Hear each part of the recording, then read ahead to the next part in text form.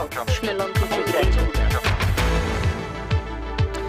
even by the standards of the last 18 months, the week in Egypt has been extraordinary. We still don't know who the new president is going to be, despite being told we'd have the result by Thursday. We've got another huge Muslim Brotherhood protest taking place right now in Tahrir Square. Meanwhile, today the military has criticised both candidates in the presidential runoff for claiming victory. They say it's helping to increase tension, and Hillary Clinton has given an interview where she has commented on the fact that many of the people who got involved in the revolution last year haven't gone into politics, and that has had an impact on the politicians available to the electorate. Well, let's talk about all of these issues with a number of guests. Thanassie Cambanis joins us live from Cairo. He's a columnist with the Boston Globe as well.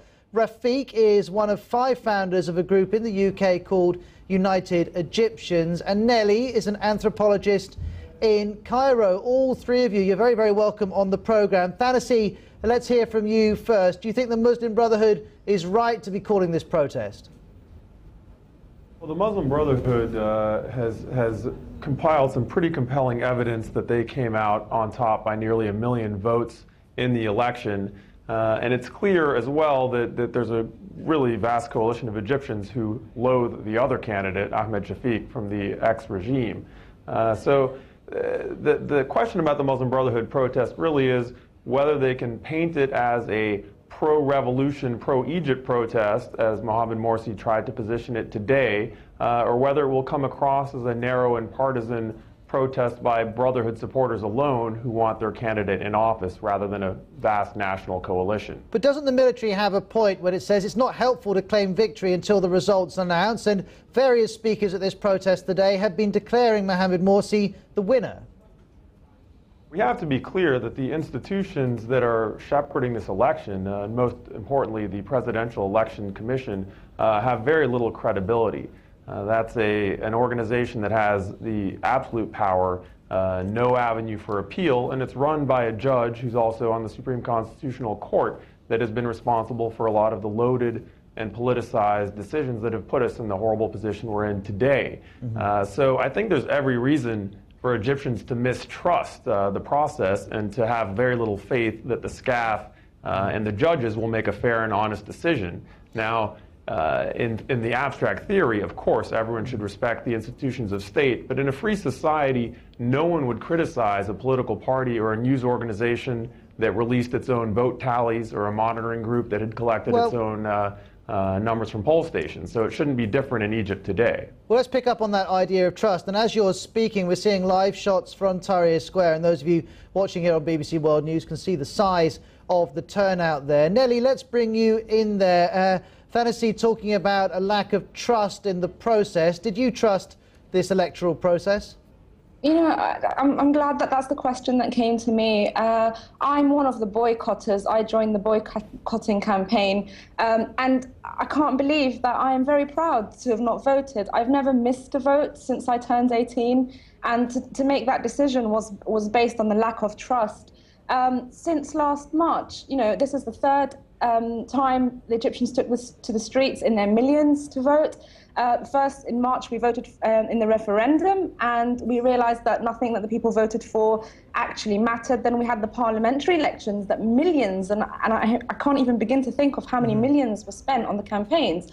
And we've seen the parliament dissolved, whether or not I agreed with, you know, how representative that parliament was, but it was dissolved. And so people came out again in their millions to vote for a president, and to be honest, I have absolutely no trust, and that's why I didn't, you know, they banged on about democracy today, SCAF. You know, sure, part of democracy is the right to vote, but the real democracy is in the process, is in the counting, and is also in not having time to negotiate deals between the actual vote and pronouncing the winner. And Nelly, I just jump in and remind everyone watching that SCAF is the acronym that Egyptians use for the ruling military council at the moment. Thanassie and Nelly, let me introduce you to Rafiq, who's live from central London. Rafiq, do you feel that Nelly should reconsider that she should vote despite her frustrations?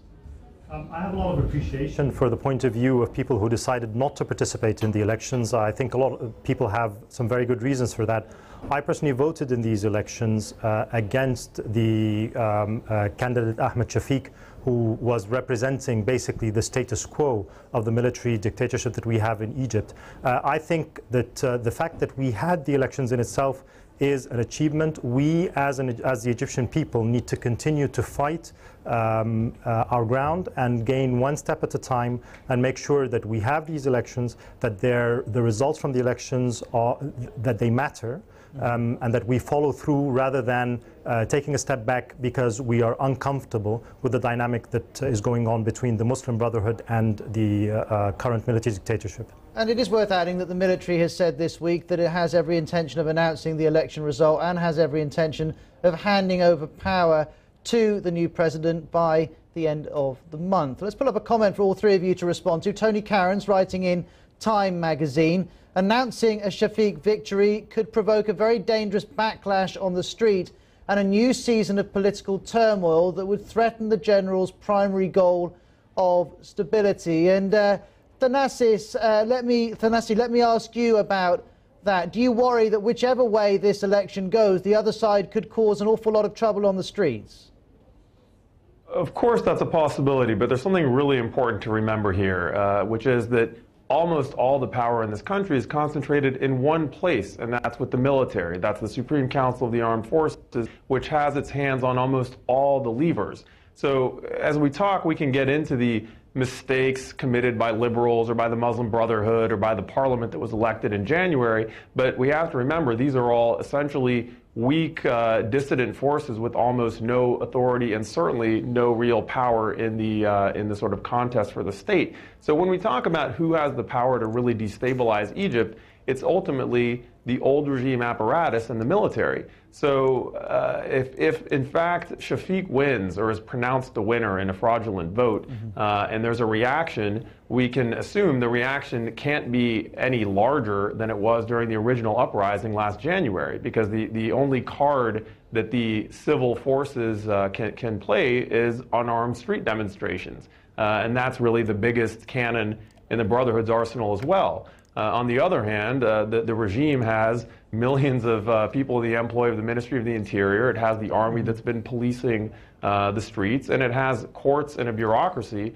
that have behaved with really unaccountable and arbitrary caprice to extend military rule. So yes, I am worried about instability in the wake of whatever decision is made, but I'm much more worried about what happens if the old regime is deepened and perpetuated by the installation of Ahmed Shafiq as the next president. And just to remind those of you watching, Mohamed Morsi was the Muslim Brotherhood candidate in this presidential run-up. Ahmed Shafiq, a former prime minister, the last prime minister to serve under Hosni Mubarak, is his opponent. I can see calls coming in from some of you in Nigeria, Japan, Mauritius. If you want to offer us your thoughts on what's happening in Egypt, the phone number's on the screen throughout, and we'll call you back if you do want to come on air. We're also using the WHYS hashtag on Twitter. Now, we've got three guests, two in Egypt, one in London. Let's bring in another person to the conversation. Live with us from San Francisco, Dr. Linab Khatib is at Stanford University. Thank you for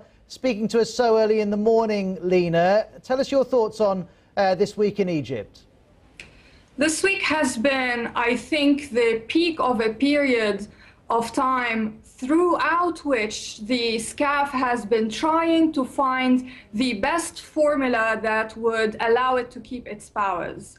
I think the SCAF were, in a way, taken by surprise by the parliamentary results when the Muslim Brotherhood took 46% of parliamentary seats in the election, and the thought of Morsi getting the presidency as well would have simply been too much for the SCAF to bear, and I think this explains why we have seen the delay in announcing the election result as well as the dissolving the parliament. But do you think, Lena, that those involved in the revolution must take some responsibility here? Hillary Clinton has highlighted the fact that when she spoke to some of them, they said they wanted to drive Mubarak from power, and when she asked, do you want to go into politics, they all said no. Do you think now that's proved to be a mistake? Well, of course it's a mistake, but unfortunately, when you have and let's face it, a lot of the people who drove the revolution forward were young people. When you have a whole generation that views the concept of leadership negatively, leadership is associated in people's heads with authoritarianism, totalitarianism, all kinds of negative oppressive values. A lot of people are reluctant to say, yes, let's form a hierarchical structure like a political party and have leadership and have a kind of formal strategy to do this. I think it's simply a case of political immaturity. But I think... Lina, one moment. Let me pick up on that point, because Rafiq, I'm sure, has got thoughts on this. Do you think that the revolutionaries proved immature, maybe even naive, to not become politically organized?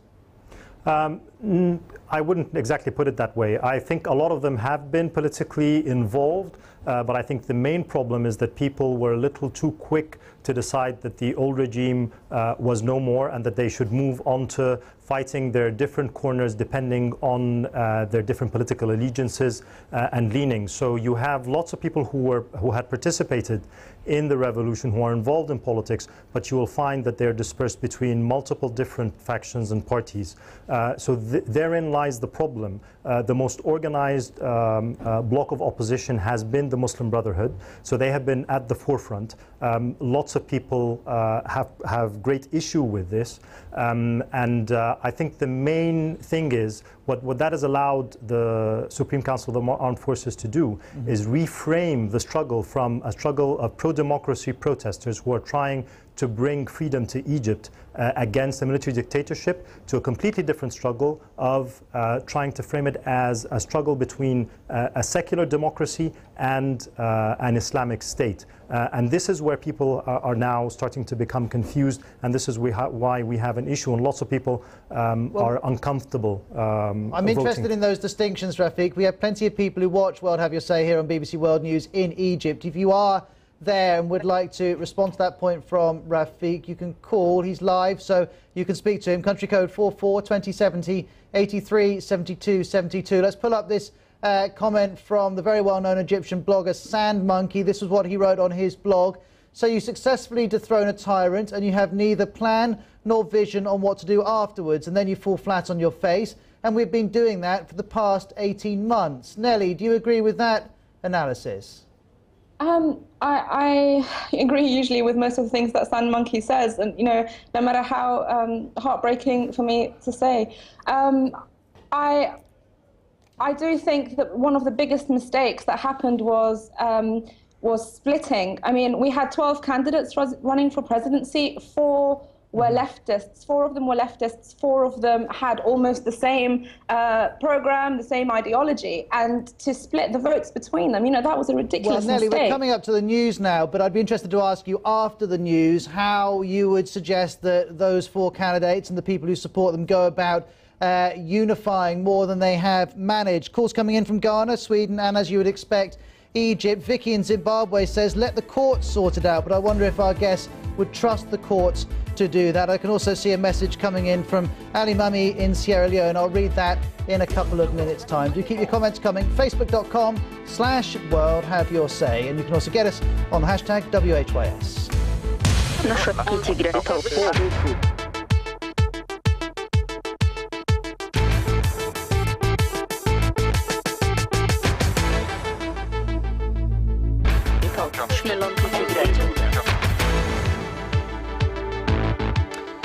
Let's bring in our 3 guests to begin this half an hour. Abdul Kaleem is a protester in Tahrir Square. Rania joins us from the BBC studio nearby, and Nelly is with us over the net. She's an anthropologist in Cairo. Well, let's go straight to Tahrir Square and speak to Abdul, who is there. Tell us why you've come to Tahrir Square, sir.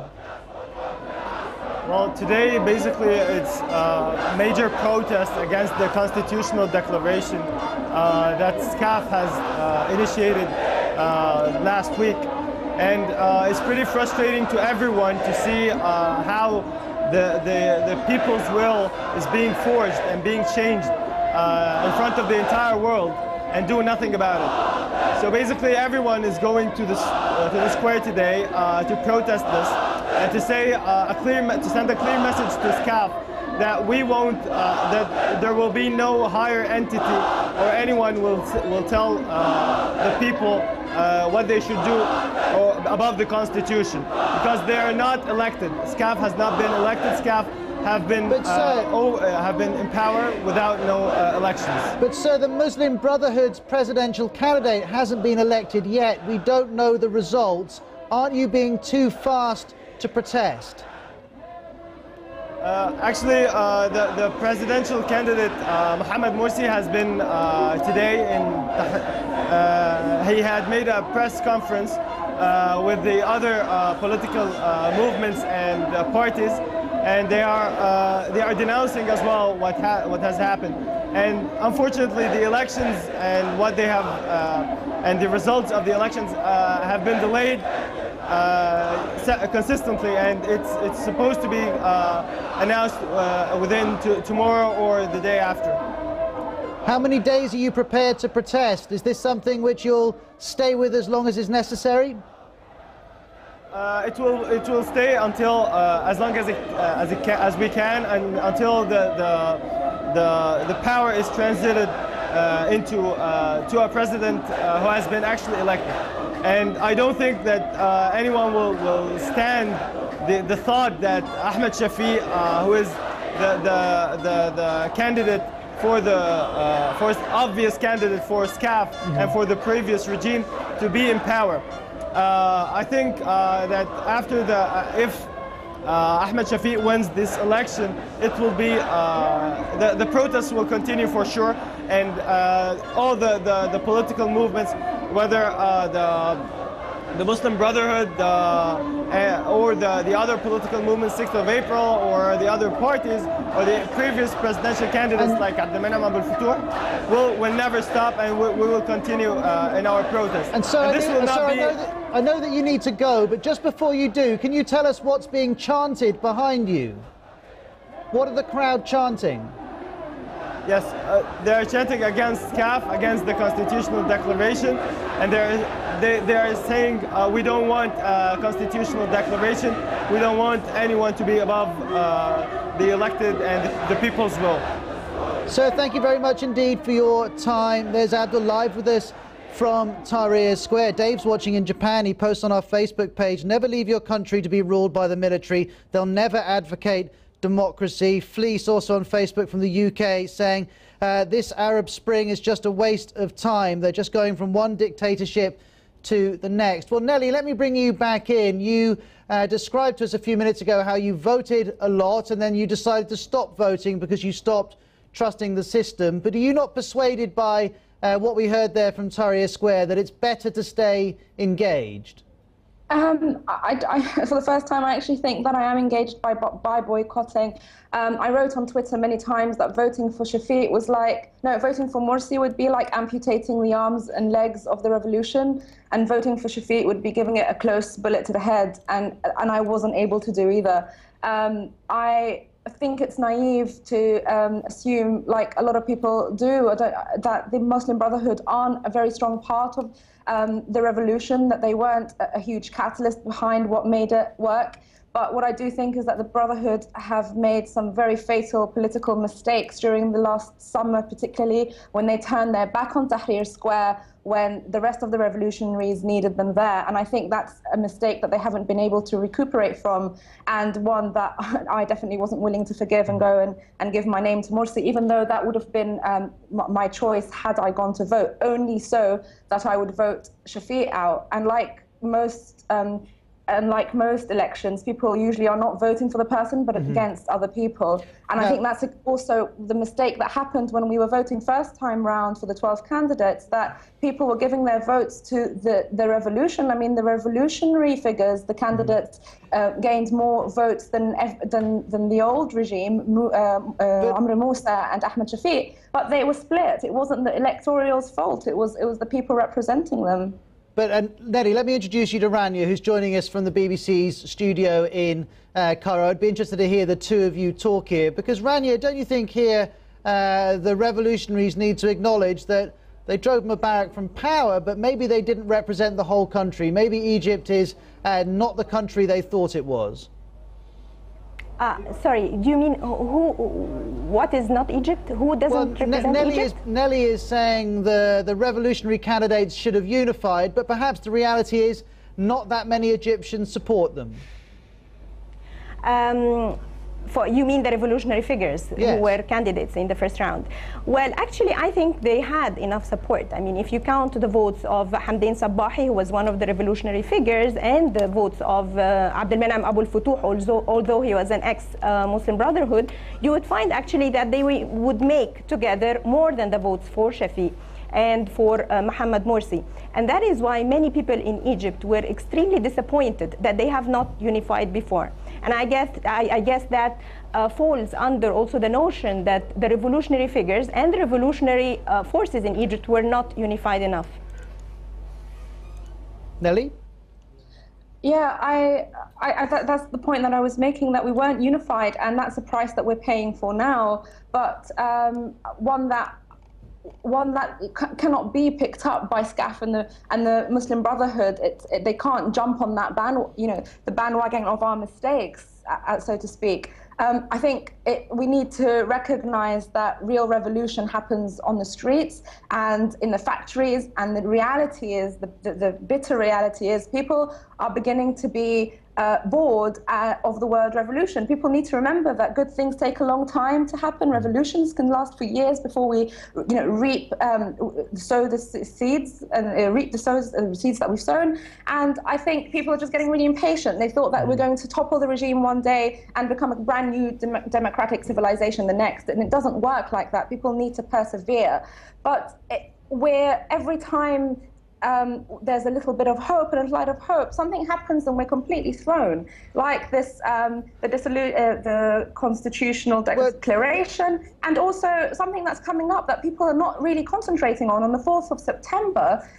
There is a case against the Muslim Brotherhood that may see them dissolved and see all their assets taken back. And again, let's see if that happens, because that is a big if to suggest the Muslim Brotherhood may be dissolved. Helmi's watching us in Egypt and has called up saying, you're all talking about this, but you're not noting the new laws. And he's talking about those new powers that the Military Council have granted the military. They include the right to initiate legislation, control budgets, and appoint a panel to draft a new constitution. Let me also read you what The Economist magazine has been saying in one of its leader articles. The generals thrive on American aid. By pressing them to provide for a new parliament, the US and Europe could tip the balance in democracy's favour. Well, let's bring back in a guest we spoke to a few minutes ago, Thanasi Kambanis, who's a columnist for the Boston Globe. Would you welcome America applying the pressure here? Well, I think America's leverage in the Middle East has diminished substantially, and there's some harm America can do, but very little it can do to affect an outcome positively one way or another. But I want to talk a little bit about political mistakes. There's a lot of scuttlebutt about revolutionary unity and about mistakes that revolutionaries have made, and the mistake people always focus on is the vanity and ego that has kept them fractured and running against one another rather than together against the old regime. Now, those things are all very important, but it's also very important, especially as we look ahead, to talk about these substantive political differences between the two main constituencies that oppose the military. First, we have the Muslim Brotherhood, which for all its historical legitimacy and deep well of support has engaged in the last year and a half in an incredibly self-serving act of essentially maximizing its own advantage and betraying its own partners in the coalition and in Parliament, and engaged in a lot of overreach that alienated huge swaths of the public. In fact, it's only today, literally about an hour and a half ago, that the Brotherhood finally, for the first time in a year and a half, convened a spectrum of forces, including liberals and revolutionary youth, and tried to present for the first time a conciliatory face. And that's a major mistake that's based... So and hold on, one other really important thing to say. One other really important thing, which I'll ask you to come back to, just because I know we're going to lose Rania in a moment, and I did just want to ask her one more question before she goes. Now, you're in the BBC office not too far from Tahrir Square. When you step outside of the building, what is the atmosphere like elsewhere in the city? Is it a normal day, or can you tell that things are tense? If you allow me, I would say it's a totally normal day, but I want to comment on that. It's not, what is in Tahrir now is not all the revolutionary forces at all. On the 11th of February in 2011, you had 20 million of people joining the demonstrations, joining Tahrir Square everywhere. It's not the same today because people are simply waiting for the election results.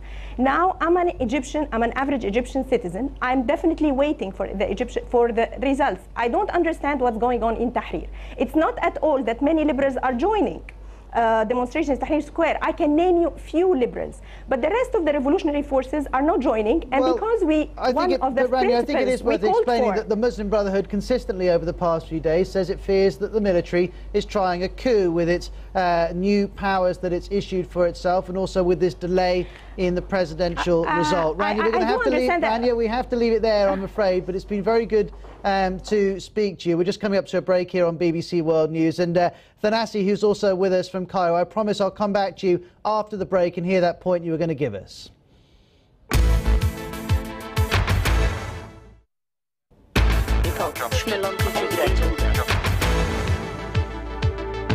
I'm Ros Atkins, welcome back to World Have Your Say. We're talking about the situation in Egypt. Just before the break, we were hearing from Thanassi Kambanis, who's a columnist with the Boston Globe, and I had to interrupt you as you were about to make a point. I apologise to you for doing that, but please go ahead now. Thanks. So I just wanted to say a lot of liberals have also really betrayed their own principles in the last year and a half by being willing to tolerate military authoritarianism if they feel like it limits the power of the Islamists. That happened most recently last week when Parliament was dissolved and a lot of the liberals quietly cheered. Now, nothing's really going to change here until liberals and Islamists are willing to agree that their biggest enemy is the SCAF, the military, and join forces trying to roll back their power before settling their own internal differences. We appreciate that point and you coming on the programme. Let's switch from Cairo to the World Have You Say newsroom in central London, where Maddie is with the team. Maddie, what have you got for us? Ros, the phone lines have been buzzing. We have had calls from the Czech Republic, New Zealand and South Africa, as well as many from inside Egypt itself, and people filling up our wall on Facebook too. Vicky in Kenya says Egyptians should just let the court sort it out. Tahrir Square is not the way to do this. Karthi Surya in India says banning the Muslim Brotherhood Party will pave way for a democratically secular Egypt. Democrats and Republicans, just like in America, this will be good for Egypt. But Fliss in the US posted a message. She says the Middle East having any kind of Arab Spring is just a waste of time. They just go from one dictatorship to the next. Keep the comments coming on the hashtag WHYS. Maddie, thank you very much. Of course, the Muslim Brotherhood was banned for many years. No prospect of it being so at the moment. Rafiq, let's bring you back in. You're with an organisation called United Egyptians, but your country is not looking very united at the moment. What is its best hope of remaining stable? I think the most important thing is for people to come together and to understand where the real danger is. And as Maddie was saying, was quoting one of your viewers, the real issue is the military dictatorship. And the people who are out on the streets today are not just out because they want one particular presidential candidate to win the elections. They're out because a fully fledged military coup has been staged in Egypt by SCAF. And they're going to try and pitch that in the Egyptian media as people just out because they want power. There has been a military coup, and if people don't unite against it, today SCAF will be able to deal with the Muslim Brotherhood. So you say Egyptians must realise the real danger. Dr. Lina Khatib from Stanford University in San Francisco, what do you think is the most crucial development necessary to keep Egypt stable and democratic? The most important thing is the ability to form coalitions.